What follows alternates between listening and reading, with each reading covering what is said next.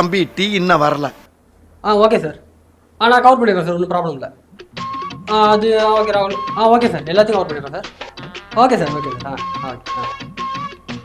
மாப்பிள்ள, நான் இந்த கோடி மீடியால சேர்ந்துட்டேன். அப்படியா? ஆமா, ரிப்போர்ட்டிங்கா? ஆமாண்டா. சரி சரி, போயிட்டு இருக்குல்ல, எல்லாத்தையும் கவர் பண்ண சொல்லிட்டாங்க. சரி சரி, நீ ஒரு பக்கம் லைவ் போடு, நான் ஒரு பக்கம் லைவ் போட்டுக்கிறேன். அப்படியா? சரி, முடிச்சு டீ குடிப்போம். ஓகே. இப்போ காரணம் ரெடியா? வணக்கம். அதாவது இப்போ பார்த்தீங்கன்னா சமீபத்தில் ராகுல் காந்தி அவர்கள் என்ன சொல்லியிருந்தாங்கன்னா, அந்த ஓட்டு திருட்டு போயிருக்கு அப்படின்னு சொல்லிட்டு ஒரு குற்றச்சாட்டை வச்சிருந்தாரு. தேர்தல் அதிகாரியிடம் அவங்க சிசிடிவி ஃபுட்டேஜை கொடுங்க அப்படின்னு சொல்லி கேட்டப்போ தேர்தல் அதிகாரி என்ன சொன்னாங்க அப்படின்னா, உங்க அக்கா தங்கச்சி வந்து ஓட்டு போட்ட சிசிடிவி நீங்க கேட்பீங்களா அப்படின்னு சொல்லி ஒரு வாதத்தை வச்சிருந்தாங்க. இப்பொழுது எம்பிக்கள் ஓட்டு போட்ட, அதாவது பெண் எம்பிக்கள் ஓட்டு போட்ட புகைப்படங்களை வெளியிட்டு இருக்காங்க. இது சரியான இதா அப்படின்னு சொல்லிட்டு எதிர்கட்சிகள் ஒரு வாதத்தை வைக்கிறாங்க. அதுதான் இப்பொழுது சர்ச்சையாக போய் கொண்டிருக்கிறது. ரோலிங்கா போலாமா? ஓகே. அதாவது பார்த்துக்கிட்டீங்கன்னா, இந்தியா வளரவில்லை அப்படின்னு எதிர்கட்சிகள் குற்றம் சாட்டிக்கிட்டு இருக்கிறாங்க. அதாவது பெண்கள் முன்னேறவில்லைன்னு சொல்றாங்க. ஆனா நம்ம ஆட்சிக்கு வந்த பிறகுதான் இந்த பெண்களுக்கு வந்து மிகப்பெரிய ஒரு சொர்க்க நாடாக இந்தியா திகழ்கிறது. அதற்கு ஒரு எடுத்துக்காட்டாக நாடாளுமன்றம் வரைக்கும் பெண்கள் வந்திருக்கிறாங்க. அவர்கள் நாடாளுமன்றத்தில் ஓட்டுரிமையே கொடுக்கப்பட்டிருக்கு அப்படின்னும் போது அது இந்த ஜியினுடைய ஆட்சி பொற்காலமான ஆட்சி அப்படின்னு எதிர்கட்சிகள் எம்பிக்களே குசு குசுவென பேசிக்கிறார்கள். ரகசியமாக பயங்கரமா பேசிக்கிறார்கள் என்ற தகவல் சற்று முன்னர் நமக்கு கிடைத்திருக்கிறது. என்னடா இப்படி பேசிக்கிட்டு இருக்க? அப்பதான் எழுதி கொடுத்தாங்க. ரொம்ப ஓவரா வருதா? நீ அடுத்த நியூஸ் லைவ் போடா, அவன் சேனலுக்கு போடா, நீ என் சேனல்ல பாக்கார போடா. அடுத்த செய்தி என்னன்னு பாத்தீங்கன்னா, அந்த பீகார் மாநிலத்திற்கு மட்டும் அள்ளி நிதி கொடுத்துக்கிட்டே இருக்காங்க அப்படின்னு சொல்லிட்டு ஒரு இது வந்திருக்கு. எப்படி, எதனால பீகாருக்கு மட்டும் அள்ளி கொடுக்குறாங்க? கொடுக்குற நீங்க எல்லாருக்கும் கொடுக்கணும், பீகாருக்கு மட்டும் அப்படி என்ன ஸ்பெஷல் அப்படின்னு சொல்லிட்டு எல்லாரும் கேள்வி எழுப்பிக்கிட்டு இருக்காங்க. அதுதான் இப்ப வாதமா வந்துகிட்டு இருக்கு. அதாவது பாத்துக்கிட்டீங்கன்னா, கூட்டணி தயவில் தான் ஜி ஆட்சியில் இருக்கிறார் என்ற பொய்யான வதந்தி பரவி கொண்டிருக்கிறது. அதன் அடிப்படையிலேயே அவர் வந்து பீகார்ல நிதி பெறப்பட்டதாக பல போலி ஊடகங்கள் போலி செய்திகளை வெளியிட்டு கொண்டிருக்கார்கள். ஆனால் அது உண்மை இல்லை. ஜி அனைவருக்குமானவர், அனைவருக்குமான ஒரு பிதா. அவர் பரமாத்மாவின் பிள்ளை என அவர் மட்டும் சொல்லவில்லை, ஒட்டுமொத்த இந்திய நாடே சொல்கிறது. அதற்காகத்தான் அவர் இந்திய நாடு முழுவதும் வரிகளை குறைத்து இந்த நாட்டு மக்களை வாழ வைத்துக் கொண்டிருக்கிறார் என்ற ஒரு செய்தியை நான் சொல்லவில்லை. இந்த ஊடகத்தின் வாயிலாக பொதுமக்களே கோரிக்கையாக ஒரு மன ஆறுதலாக அப்படியே கூறுகிறார்கள். மாப்பிள்ள ரொம்ப ஓவரா போற மாப்பிள்ள, இது வேண்டாம்டா. இங்க பாரு, நீ என் சேனலை பார்க்காத, உன் சேனல்ல மட்டும் பாரு. என் சேனல்ல என்ன எழுதி கொடுத்தாங்க அதான் பண்ண முடியும்.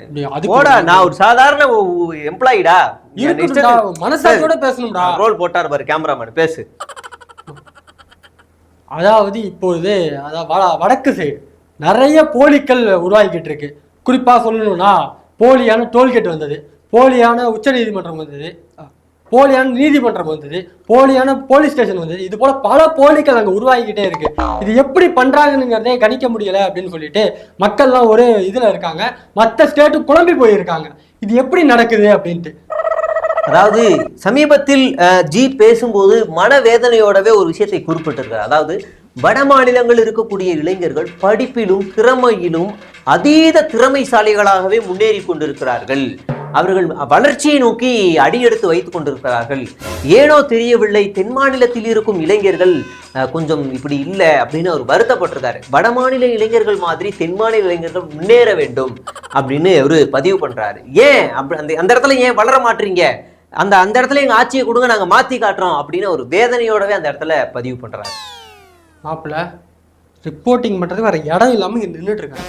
நீ சொல்றது எனக்கு செம்ம கடுப்பாகும் போது மைக்குக்கு அடிச்சு போடுவாங்க. இங்கதான்டா நிழலா இருக்கு, லைவ் எனக்கும் கரெக்டா இருக்கு. நீ என்ன பேசினாலும் நான் ஏதாவது குறுக்கிடுறேன், நீ என்ன வேணாலும் பேசு, நான் ஓரமா பேசுறேன்.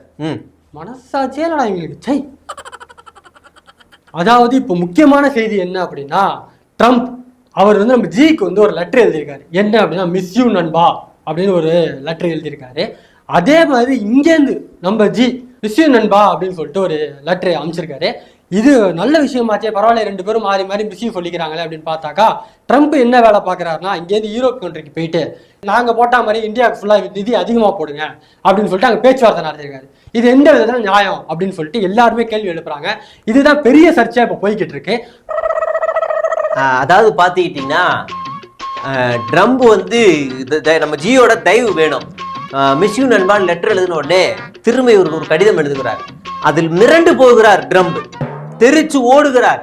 ஐயோ, மோதக்கூடாத எரிமலையிடம் ஓடி விட்டோமே அப்படின்னு அவருடைய நெருங்கிய நண்பரிடம் அந்த வார்த்தையை பதிவு செய்திருக்கிறார். என் வாழ்வில் நான் இப்படி ஒரு நாள் பயந்ததே இல்லை அப்படின்னு ட்ரம்ப் அவர் செக்ரட்டரிட்ட பேசி இருக்கிறதா ஒரு தகவல் வெளியாயிருக்கிறது.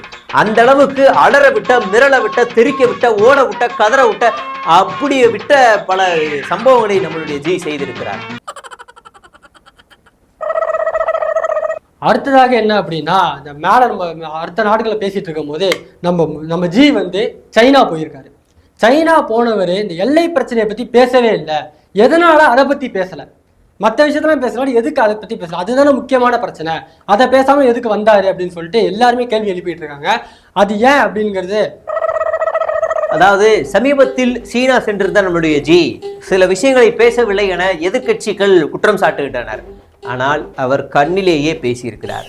அவர் தன்னுடைய கண்ணாடியை எப்படி என்று மட்டும்தான் அசைத்தார். அதிலேயே சீன அதிபர் நடுநடுங்கி போய்விட்டார். அவருடைய காலின் நடுக்கம் ஒரு 2 மணி நேரத்திற்கு அந்த நடுக்கம் நிற்கவே இல்லை என்று உளவுத்துறை நமக்கு தகவல் கொடுக்கிறது. அந்த அளவுக்கு அவர் பின்வாங்கி இருக்கிறார் அப்படின்ற தகவல் நமக்கு வெளியாகி இருக்கிறது. பயந்த சுபாவமாக இருக்கிறார். திரும்ப அவர் இந்தியா வந்த பிறகு பயப்பட வேண்டாம், நான் இந்தியா வந்து விட்டேன் என்று சொன்ன பிறகுதான் அவர் காலையில் சாப்பாடே சாப்பிட்டார் என்று தகவல் வந்திருக்கிறது. வெக்கமா இல்ல? எப்படி பேசுறீடா? போடா, இன்னும் ஒரு 10 நிமிஷம் போடுறா, அடுத்த நியூஸ பேசிட்டு போடா. ஒரு நியூஸ் பேசுவேன், மரியாதை ஓடி போயிடுறேன் சொல்லிட்டாங்க. கடுப்பு ஏதாவது. அதாவது இப்ப பாத்தீங்கன்னா ஜி மணிப்பூர் போறார். நாளை மணிப்பூர் போறாரு. மணிப்பூர் போறவர் எதற்காக போறார்? துக்கம் விசாரிக்க போறார். துக்கம் விசாரிக்க போறவருக்கு எதற்கு ஆடலும் பாடலும் நிகழ்ச்சி? எதற்கு இவ்வளவு பெரிய வரவேற்பு? அவர் என்ன சந்தோஷமான கல்யாணத்துக்கு போறாரா, இல்ல வேற எதுக்காவது போறாரா?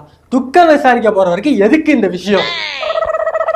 அதாவது எதிர்கட்சிகள் 29 மாதம் கழித்து ஏன் மணிப்பூர் செல்கிறார் ஜி என்று பல குற்றச்சாட்டுகளை வைத்துக் கொண்டிருக்கிறார்கள். நமக்கு கிடைத்த ஆதாரபூர்வமான உண்மையான நேர்மையான ஒரு செய்தியை நாம் வெளியிட இருக்கிறோம். அது என்னவென்றால், ஜி வருகிறாரா, நாங்கள் அப்படி சொர்க்கத்தில் கூட இவ்வளவு சந்தோஷமாக இருப்போமா என்று எங்களுக்கு தெரியவில்லை.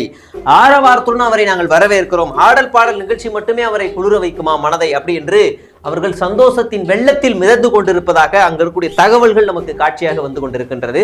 மீண்டும் நாளை செய்திகளோடு சந்திப்போம். நன்றி, வணக்கம். பழக்க வழக்கம் எத்தனை வருஷம்? அது இருக்குடா ஒரு 15-20 வருஷம். நித்தியோட நிறுத்திக்க. என்ன சும்மா பேசிட்டே இருக்க? நான் ஒரு சாதாரண ஆள்ரா, 10,000 ரூபாய் வேலைக்கு போயிருக்கேன். இப்ப இதெல்லாம் பேசினாதான்டா எனக்கு சம்பளம். எங்கடா இந்த நாட்டுல இருக்க வேலையும் புடிங்கி விட்டாங்க. இதெல்லாம் பேசினா உயிர் வாழலாம்னாங்க. என்ன செய்யறதுன்னே தெரியல. முக்காவாசி வீடு இப்படிதான் இயங்கிட்டு இருக்கு. ஊடகம் கார்ப்பரேட் அரசியல்வாதிகளின் கைப்பாவையாக அடிமைகளாக இருந்தது போதும். இனி சாட்டை எடுத்து சுழற்றும் நேரம் வந்துவிட்டது. ஊடகம் பொதுமக்களாகிய உங்களுக்காக, உங்களாலேயே இயக்கப்பட வேண்டும். ஊடக சுதந்திரத்திற்காக உங்களின் பங்களிப்பை இன்றே அளித்திடுங்கள்.